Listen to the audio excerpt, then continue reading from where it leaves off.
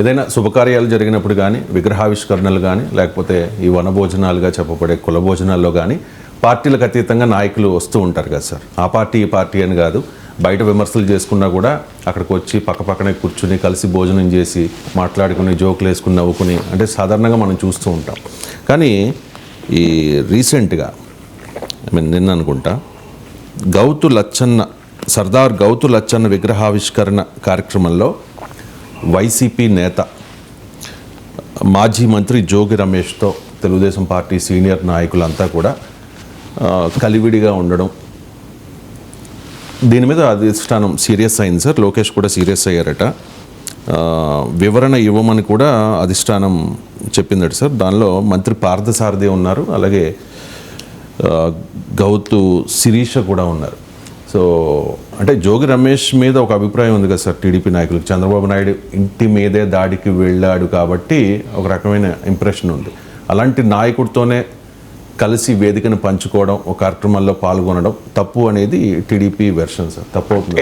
వేదిక తెలుగుదేశం కాదు, వేదిక వేరే వాళ్ళు ఎవరిదో వేదిక మీద సందర్భము గౌతు లచ్చన్న విషయంలో అందరికీ గౌరవమే. సో ఆడ సామాజిక కోణం కూడా ఉంది. మెయిన్గా ఆ సామాజిక వర్గానికి చెందిన నాయకులు చాలామంది వచ్చారు. ఈవెన్ గన్నవరం టీడీపీ ఆఫీస్ పైన అటాక్ చేసిన అనగానే రవి అనుకుంటా, ఆయన కూడా one of the invitees. So దానికి ముందు ఊరేగింపు తీశారు.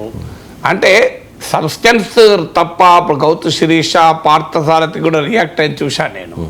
సో వాళ్ళు వివరణ ఇచ్చారు, మాకు అక్కడికి ఎవరు వస్తున్నారో తెలియదని అని పార్థసారథి వివరణ ఇచ్చాడు.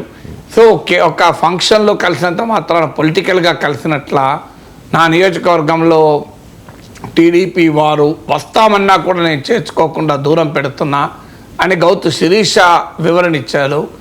అందువల్ల కానీ ఏది వివరణలు ఇచ్చినా ఆప్టిక్స్, కొన్నిసార్లు substance is different from optics. Substance ఇప్పుడు తాటి చెట్టు కింద కూర్చొని పాలు తాగినా కళ్ళు తాగారంటారు ఎందుకు వచ్చింది. మన తెలుగు సామెతల గొప్పతనం ఏంటంటే ఆ సామెత కనుక చదివితే అసలు జీవితంలో ఎంతటి సారం ఆ సామెతలో ఉందో ఆశ్చర్యం వేస్తుంది మనకు. సో ఈ సామెత తాటి చెట్టు కింద కూర్చొని కూడా పాలు తాగినా కళ్ళే అనుకుంటారు అని. దీన్ని గౌతు లచ్చన్న వేదిక అయినా పిలిచిన వారు వేరే అయినా జోగి రమేష్తో గౌతు శిరీష పార్థసారథి కలవడము, కలివిడిగా కలవడము ఆప్టిక్స్ మారిపోయింది కదా. సో పాలు తాగినా కళ్ళు అనుకుంటారు కదా అని. సో అందువల్ల అది వెంటనే నెగిటివ్ రియాక్షన్ సోషల్ మీడియాలో వచ్చింది. వాస్తవంగా అధిష్టానం రియాక్షన్ కాదు, అది ముందు కార్యకర్తలు శ్రేణుల రియాక్షన్ వచ్చింది కనుక మీకు పార్థసారథి రెస్పాండ్ కావాల్సి వచ్చింది. గౌతు శిరీష రెస్పాండ్ కూడా అధిష్టానానికి రెస్పాండ్ కాలే. ఆమె సోషల్ మీడియా వారు ఇలా రియాక్ట్ అవుతున్నారు, నాకు తెలుగుదేశం సోషల్ మీడియా అంటే చాలా అభిమానం అని చెప్తే ఆమె రియాక్ట్ అయ్యారు. పార్థసారథితో చంద్రబాబు నాయుడు క్షమాపణ చెప్తున్నా అన్నాడు. అందువల్ల సోషల్ మీడియా ఎందుకు వచ్చింది అంటే ఆంధ్రప్రదేశ్లో తెలుగుదేశం వైసీపీల మధ్య వైరం, చంద్రబాబు నాయుడు జగన్ల మధ్య వైరం, అంటే ఇద్దరు వ్యక్తులు, 2 పార్టీలు, 2 కులాల మధ్య కూడా ఆఖరికి వైరం ఏ స్థాయికి పెంచేశారంటే ఒక చంద్రబాబు నాయుడు ఇంటికి పోయిన చీమ జగన్మోహన్ రెడ్డి ఇంటికి పోయినా కూడా చీమ మీదకి అనుభవం వేసేటట్టున్నారు. ఆ స్థాయికి వెళ్ళారు. నువ్వు చంద్రబాబు నాయుడు ఇంటి నుంచి వచ్చావా చీమ, నువ్వు మా జగన్మోహన్ రెడ్డి ఇంటి మీదకి వచ్చేటువంటి ధైర్యం నీకుందా అని చెప్పి ఆ చీమ పైన అనుభవం వేస్తారు. పొరపాటున అసెంబ్లీలో జగన్ ఇప్పుడు హాజరవుతున్నాడు, కానీ హాజరైతే జగన్ మీద వాలిన దోమ చంద్రబాబు నాయుడు మీద కనుక వాలితే తెలుగుదేశం ఎమ్మెల్యేలు అందరూ కలిసి ఆ దోమ పైకి AK-47 పట్టుకుని వెళ్ళిపోతారు. జగన్ కుట్టిన తర్వాత మా చంద్రబాబు నాయుడు మీదకి వస్తావా అని. అంతటిదాకా చీమ దోమలలాగా మారిపోయింది వ్యవహారం. సో ఈ స్థాయికి వెళ్ళిన తర్వాత జోగి రమేష్ చంద్రబాబు నాయుడు ఇంటి మీదకి దాడి చేసిన వ్యక్తితో కలిసి ఉంటే యాక్సెప్ట్ చేస్తారా సోషల్ మీడియా శ్రేణులు? పార్టీ ఎలా తయారు చేసిన తర్వాత యాక్సెప్ట్ చేయరు కదా. నీకు 2 పార్టీ ఇటు ఇక దీని వెనకాల ఇంకోటి కూడా ఉంది. ఇది ఒక్కటే కాదు, ఇప్పుడు తెలుగుదేశం ప్రతిపక్షంలో ఉన్న సమయంలో క్రియేట్ చేసిన కమోషన్ ఏంటంటే, ఇప్పటికీ కూడా క్రియేట్ చేస్తున్న కమోషన్ ఏంటంటే జగన్మోహన్ రెడ్డి ఆంధ్రప్రదేశ్ను సర్వనాశనం చేశాడు, 100 ఏళ్ళు వెనక్కిపోయేలా చేశాడు, అసలు ఆంధ్రప్రదేశ్ను కోలుకోకుండా చేశాడు అని తెలుగుదేశం పార్టీ పైన తీవ్రమైన విద్వేషం వ్యక్తం చేసిన నాయకుడిగా ఆయన తెలుగుదేశం శ్రేణుల్లో విపరీతమైన కోపం ఉంది. కానీ ఆ కోపానికి రిఫ్లెక్ట్ అయ్యేలా ప్రభుత్వము పనిచేయడం లేదు అనేది తెలుగుదేశం శ్రేణుల నుంచి వస్తున్న ప్రశ్న. ఇప్పుడు మీకు ఇందులో ఇంకో డైమెన్షన్ కూడా ఉంటుంది. మీకు చంద్రబాబు నాయుడును శాసనసభలో అవమానించినటువంటి వల్లభనేని వంశీ ఎక్కడ? వల్లభనేని వంశీ కదండి అవమానించినప్పుడు అసెంబ్లీలో. మరి వల్లభనేని వంశీ కదా ప్రధాన, చాలా మంది మాట్లాడుంటాలి. ఆ కామెంట్ చేసింది మాత్రం వల్లభనేని వంశీ. ఎక్కడున్నాడు ఇప్పుడైనా? ఆయన మీద కేసు ఏమైంది, అరెస్ట్ ఏమైండు? చాన్నాళ్ళు అబ్స్కాండ్ అన్నారు. ఆయన వల్లభనేని వంశీ కదండి. ఇప్పుడు ఇదే సోషల్ మీడియా జరుగుతుంది. ఆయన వల్లభనేని, నేను అనడం లేదు, సోషల్ మీడియాలో ఇదే నేని. అంటే ఇప్పుడు కొడాలి నానికి ఏమైతుంది? కొడాలి నాని తిట్టినంతగా చంద్రబాబు నాయుడు ఎవరు తిట్టలేక రామ్ గోపాల్ వర్మ కూడా తిట్టలే, అవునా కదా? మీరు రామ్ గోపాల్ వర్మ ఒక ఏడాది కింద చంద్రబాబు నాయుడు ఒక మీద పోస్ట్ పెడితే ఆయన మీద కేసులు పెట్టారే. కొడాలి నాని పెట్టి ప్రెస్ కాన్ఫరెన్స్లో ఎన్నిసార్లు తిట్టాడు? అసలు రామ్ గోపాల్ వర్మ ట్వీట్లు మీరు పక్కకు పెట్టుకొని కొడాలి నాని తిట్టిన తిట్టు పక్కకు పెట్టుకోండి. ఇప్పటికి తిడుతున్నాడు, పోనీ అప్పుడు వదిలేయి, ఇప్పుడు కూడా అప్పుడప్పుడు ప్రెస్ కాన్ఫరెన్స్ పెట్టి తిడుతుంటాడు కదా. మరి రామ్ గోపాల్ వర్మ మీద కేసు పెట్టిన ప్రభుత్వం కొడాలి నాని ఎందుకు? బికాజ్ ఆయన కొడాలి నాన్న. ఏం జోగి రమేష్ మీద కేసు పెట్టారు, జోగి రమేష్ అయితే వెంటనే జైలు వేశారు. మరి వల్లభనేని వంశీని ఎందుకు వేయరు? మరి ఎవరు కాపాడుతున్నారు వల్లభనేని వంశీని? జోగి రమేష్ను లోపలేయడానికి ఆ సామాజిక వర్గం లేనిది వల్లభనేని వంశీ విషయంలో బలమైన సామాజిక వర్గాల ప్రభావం ఉందా? ఇవన్నీ కూడా స్క్రూటినీ అవుతున్నాయి. నేను చెప్పడం కాదు, ఇవన్నీ మీకు తెలుగుదేశం సోషల్ మీడియా శ్రేణుల నుంచి తీవ్రంగా వస్తున్నాయి. తర్వాత ప్రభుత్వం ఏం చేస్తుంది? రాంగోలో ఉన్నాడు, ఏం చేసింది? ఏం చేయలేదు, అడావుడి. అసలు మీకు తిరుపతి లడ్డు వ్యవహారంలో ఎవరి మీద కేసు పెట్టారు నాకు చెప్పండి. ఇప్పటికీ ఏ వైసీపీ నాయకుడి పైన అరెస్టు చేసేదాకా పోయింది చెప్పండి. అప్పుడున్న టీటీడీ చైర్మన్ దగ్గరికి పోయిండ్రా, జగన్మోహన్ రెడ్డి దగ్గర ఎవరి దగ్గరికి పోయారు? ఏమీ జరగలేదు కదా ఇప్పటి వరకు.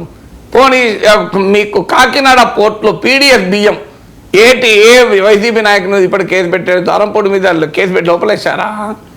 ఇవన్నీ అడావుడు ఎక్కున్నది, అక్కడ క్షేత్రస్థాయిలో ఏమీ జరగడం లేదు. మీరు గమనించండి, ఎవరి మీద కేసులు అవుతున్నాయి?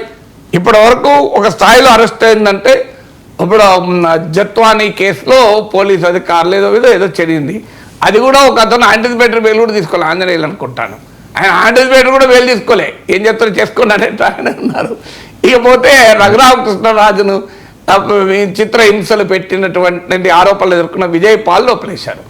అసలు రఘురామకృష్ణరాజు విషయంలో ఏ పొలిటీషియన్ లోపలేశారు నాకు చెప్పండి. అప్పుడు చెప్పింది ఏంటి? ఇది వీళ్ళు వేరు, అసలు చేయించిన వాళ్ళు వేరు అన్నారు. చేయించిన వాళ్ళు ఎందుకు ముట్టుకుంటలేరు? ఇవన్నీ క్వశ్చన్లు వస్తున్నాయి ఇప్పుడు మీకు. ఇన్ని ఉదాహరణలు ఒక్కటిగా రెండు కాదు. సో ఈ ఉదాహరణలో ఎవరిపైన ఏ చర్య జరిగింది ఇప్పటి వరకు? ఎవరిపైన ఏ చర్య? అప్పుడు ఈవెన్ సజ్జల భార్గవరెడ్డి పైన కూడా ఎందుకు ఏం చేయలేకపోతున్నారు?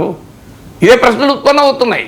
మీరు ఇప్పటి వరకు జగన్మోహన్ రెడ్డి మీద కానీ ఆయన క్యాబినెట్లో పనిచేసిన వారిపైన కానీ ఏమైనా చేయరా? చంద్రబాబు నాయుడు రోజు చెప్తున్న diaphragm wall YCP Jaganmohan Reddy పాలన వల్లనే నాశనమైంది అని. పోలవరం నాశనమైంది, నాశనమైన మీద కేసు ఏది? నాశనం మీద కేసు అయితే ఉండాలి కదా, మీరు ఎందుకు కేసు కాలేదు?